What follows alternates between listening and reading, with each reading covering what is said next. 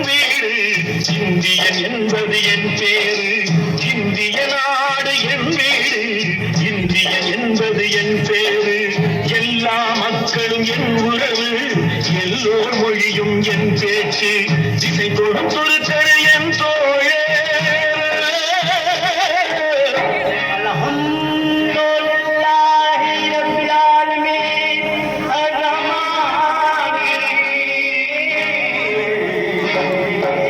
திசை கொடுத்தொருத்தர் என்